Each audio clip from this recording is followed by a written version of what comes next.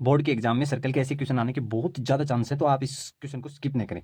इस क्वेश्चन में क्या बोल रहा है कि एक घोड़ा है, वो एक स्क्वायर के कोने में चल रहा है, यहाँ इतना इस स्क्वायर इसका जो इस एरिया का मान निकालना है, जो कि एरिया ऑफ सेक्टर हो गया सर्कल का। देखो यहाँ से अपन सर्कल बना सकते हैं, ठीक है। यहाँ से सर्कल बनाएंगे तो ये एरिया ऑफ सेक्टर होगा, जिसका थीटा का मान 90 डिग्री होगा, 5 मीटर हो गया। तो अपने को एरिया ऑफ सेक्टर इसका फॉर्मूला आना चाहिए अपने को, बस ये सोल्व हो जाएगा, इसी एरिया ऑफ सेक्टर से ही सोल्व हो जाएगा, इस फॉर्मूले से ही। एरिया ऑफ सेक्टर का मान कितना होता है, थीटा अपॉन में 360 इंटू में पाई आर स्क्वायर होता है। यहाँ पे थीटा का मान अपन 90 डिग्री रख लेते हैं, 360 इंटू में 3.14 इंटू में 25 हो जाएगा, ठीक है।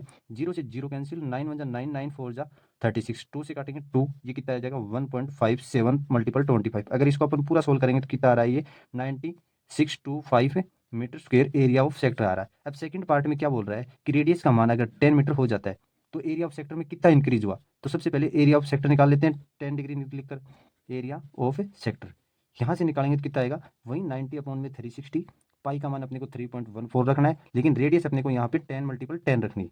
10 रेडियस निकलेंगे, यहाँ से अपन पॉइंट को हटा देते हैं, 100 लिख देते हैं, इनसे ये कैंसिल हो जाएगा। जीरो से जीरो, 9 वन जा 9, 9 4 जा 36, 4 से 2 से काटेंगे 2, 157, 157 से अपॉन में 2 आ गया, ठीक है। यहाँ से कितना आएगा 78.5 मीटर स्क्वायर। इंक्रीज एरिया यहाँ से लिखोगे तो कितना आ जाएगा, इंक्रीज एरिया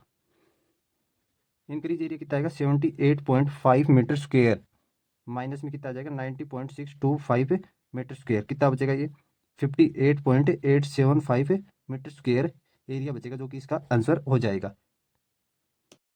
एग्जाम में इस क्वेश्चन के आने के बहुत ज़्यादा चांस है, ठीक है। इस क्वेश्चन को देखो, अपने को डायमीटर दे रखा है, इसका टोटल अपने को कितने ये सेक्टर दे रखे, 10 सेक्टर दे रखे, 5 डायमीटर दे रखे, एक डायमीटर की लंबाई 35 है और रेडियस अपनी 35 अपॉन में 2 हो जाएगी। अगर थीटा निकालते हैं अपन, थीटा निकालते हैं तो थीटा निकालने का देखो टोटल एंगल कितना होता है, 360 होता है, ठीक है। 360 हो गया। अपने को सेक्टर कितने हैं, 10 है, अगर 10 से डिवाइड देंगे कितना आएगा 36 डिग्री एंगल आ जाएगा, ठीक है। अब इसने क्या कहा है कि सिल्वर वायर की लेंथ बतानी है अपने को, तो सबसे पहले अपन इसकी सर्कल के बाहर की निकाल लेते हैं, तो एरिया ऑफ पैरामीटर निकाल लेंगे, ठीक है। पैरामीटर ऑफ सर्कल निकाल लेंगे, ठीक है। पैरामीटर निकालेंगे, पैरामीटर का फॉर्मूला क्या होता है, 2 पाई आर होता है, सर्कमफ्रेंस भी बोलते हैं इसको। यहाँ से निकालेंगे कितना आएगा 2 इंटू में 22 अपॉन में 7 इंटू में 35 अपॉन में 2, 2 से ये 2 कैंसिल, 7 से 5 कैंसिल, कितना आ गया ये 110 mm आ गया, ठीक है। ये तो अपने को बाहर की लंबाई आ गई।